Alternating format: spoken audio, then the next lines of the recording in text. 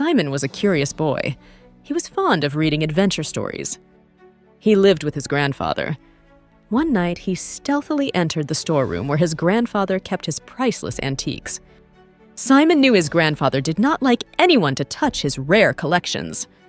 Once inside the room, Simon stood on a chair. He lifted the box wherein his grandfather had kept many wristwatches bought from different countries he had visited. While getting down from the chair, Simon's elbow struck against the chair.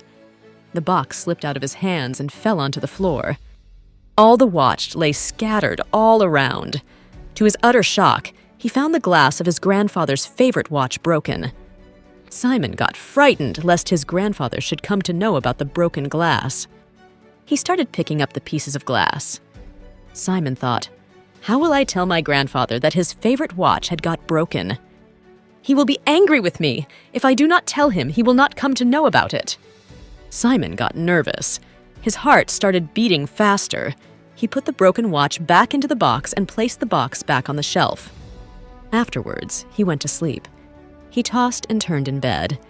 He could not sleep in peace throughout the whole night. The next morning, Simon got up early. He gathered courage to go and admit his fault to his grandfather. Reaching his grandfather's bedroom, he told him everything. The grandfather looked thoughtful. He did not say anything to Simon. He went over to the storeroom. Simon kept standing with his head down.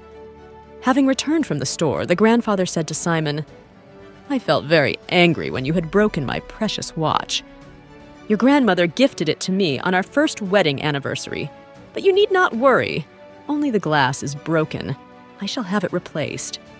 Simon felt relieved. After some time, his grandfather went into the kitchen and bought a glass of milk for him.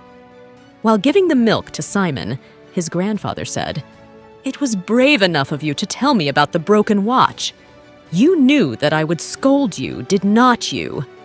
Simon said, "I was scared at first, but I dared not tell a lie. I should not have touched your things without your permission."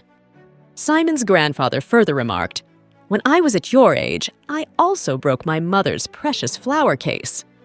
I was scared to own up my mistake, but when I went to confess, she said that she already knew about it. It is brave to admit your mistake. You may be scared of being scolded, but it is the only way for you to be free from guilt.